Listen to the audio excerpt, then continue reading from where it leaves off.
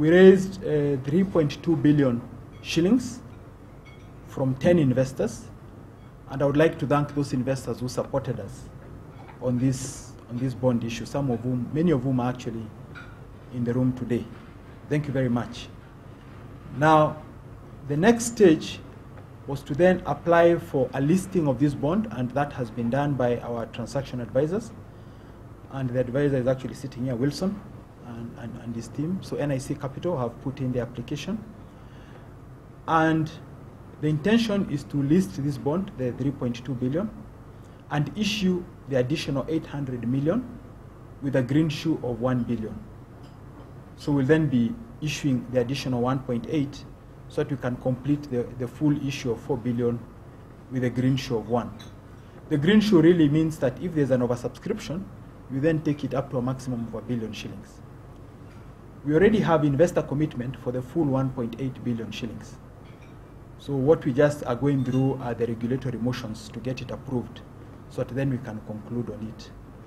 And that bond will be part of the original tranche with a commencement of September. So the maturity profile will largely be the same, and it will be a listed issue. The proceeds of the green shoe are to be applied towards the repayment of our term loans. So at the end of this process, the only debt we'll have on our balance sheet, on the Centum balance sheet, will be the bond, which is a 5 billion unsecured bond that will be sitting on the balance sheet.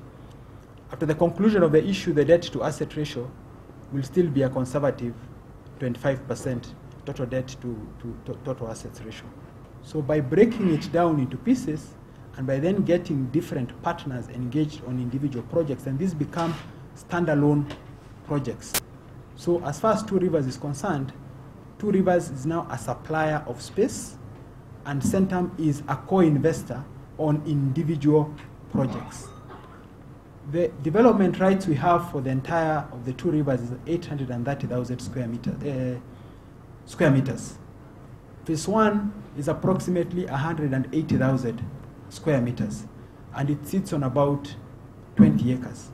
That 180,000 now is what has been broken down into different components.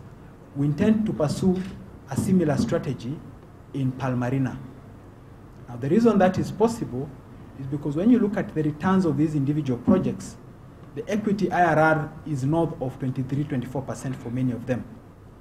Now, globally, there's a significant shortage of high-quality investment-grade opportunities that can absorb substantial sums of capital. So when we go out with our projects, there's significant interest, particularly projects that are well-researched, where you have solid market research, and that's why we've invested considerable resources getting credible international market research firms to drive the projects that we are working on. And so we have confidence as we go out into the market and engage with partners that what we are bringing to you as an investment product, because what we are selling is an investment product. And so we're in the business now of selling and putting together and creating investment products. And so those two are happening concurrently. I hope I've answered your question. I hope I've also answered the first question.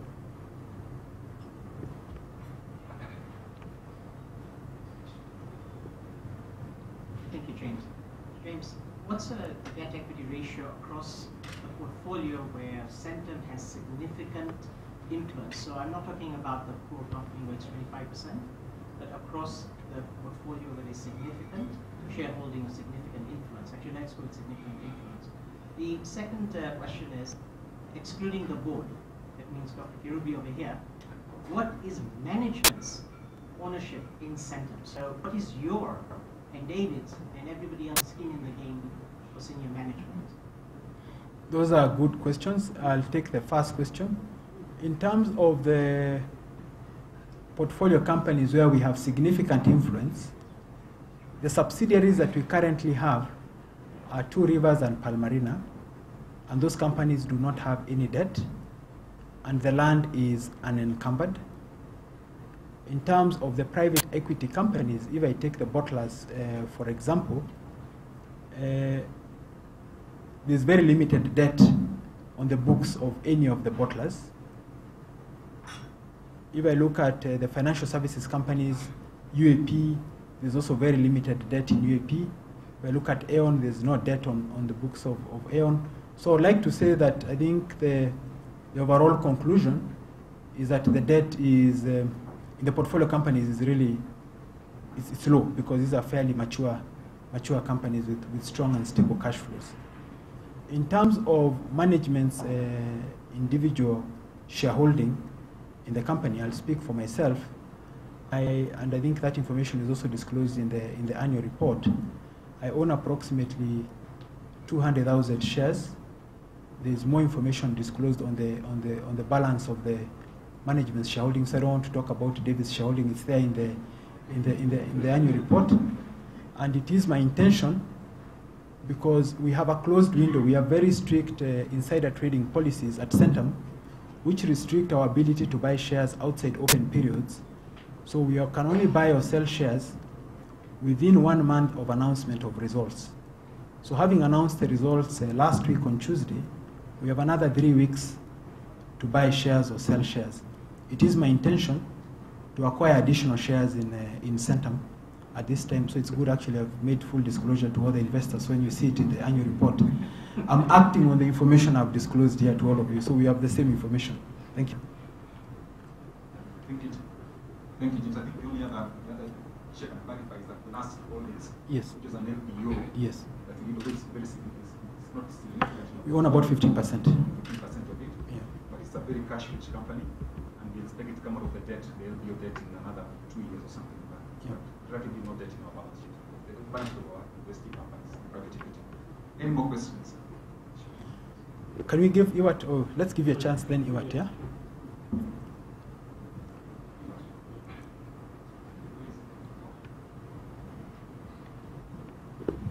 Thank you, James. I'm curious about this word world-class that you've bandied several times in your presentation. If you look at the current real estate in Nairobi, there's a lot that purports to be world-class, but in actual fact, it isn't. So what is the cost of world-class if current infrastructure or current real estate costs X? What is the cost of world-class real estate? I'll answer that question, and Dr. Kirubi is very, very passionate about quality. I'll also ask you to comment about it.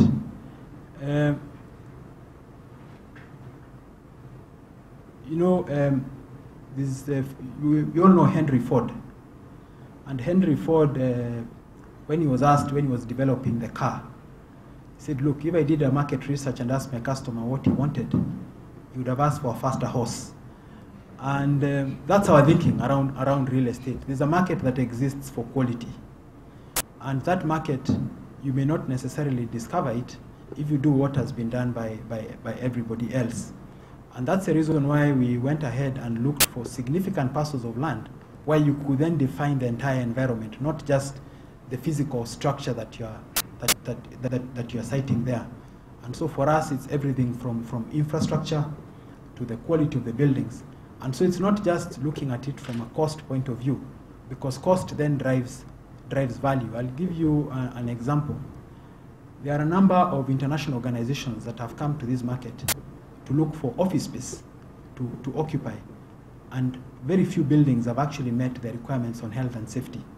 And they've had to relocate to other locations. So we are serious when we talk about quality, when we talk about adhering to global standards. And that is critical because in a world that is increasingly globalizing, we are moving towards standards.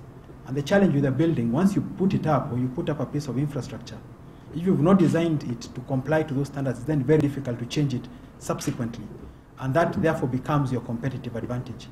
But Dr. Kirubi, who is the champion of quality on our board, I think can probably be more eloquently articulate. Thanks, yeah. James. I really don't know what to tell you. You look at me, I dress in a world-class standard. Really, what we have done is that we are picking architects, international architects, with the best available locally. We are looking at developments in various centers of the world. South Africa, USA, Europe, Spain, and we are looking at how do you set up a new center that gives you access to everything that you require.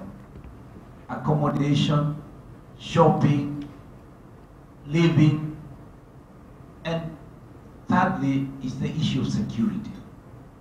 We are looking at security. We are also looking at the environment.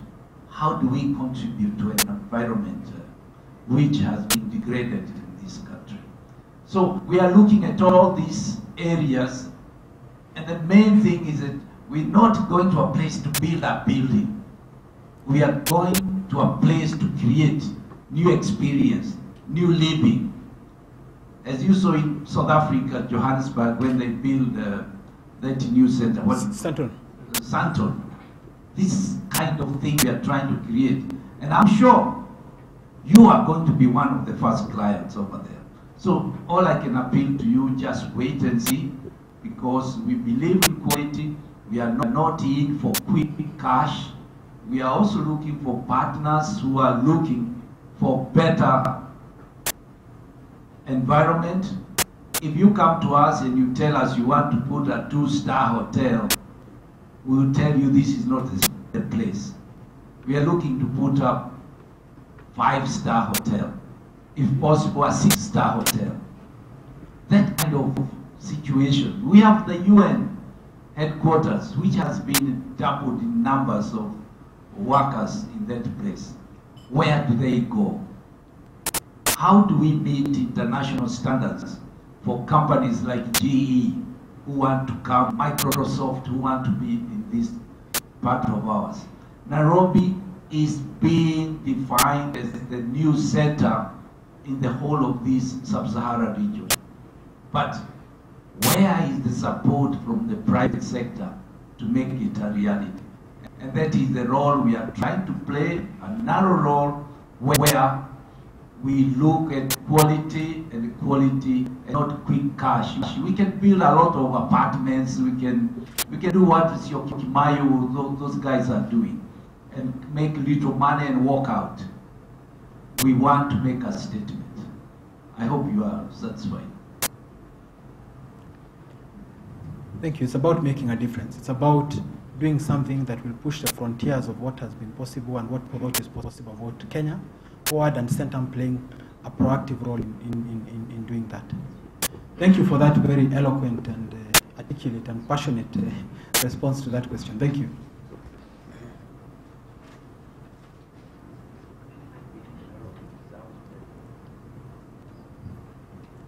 Thank you, James.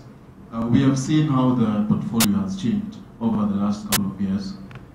And probably, if you could just shed some color on what the portfolio mix would look like post-2014, because you're talking about the real estate revaluations going upwards, increasing private equity. And also we'd like to know some of the older constituents in the private equity portfolio would look like. For example, the bottlers. What will be the percentage of the private equity portfolio going forward? What is your target? Thank you for that question. In terms of the total assets in the portfolio, our target is in the next 18 months to be at 30 billion. So you then have the total number now. Our focus is to provide investors with access to inaccessible investment opportunities, which therefore implies that private equity and real estate will play a dominant role in the portfolio. And also within QPE, our quoted private equity business line, the prominence will be on listed investments and fixed income securities that are listed outside the country. We don't want to replicate what you can do locally, but we know that there are certain constraints in terms of the ability to invest outside the country, even on the listed securities, because of the investment mandates we have. And that's a gap that we're working on fulfilling. And so I would say, if you look at our offshore investments or investments outside Kenya, listed and unlisted real estate, those will probably be 90% of the portfolio. Then you have another 10%, which is our listed securities and our fixed income equities. And those are largely for liquidity management purposes.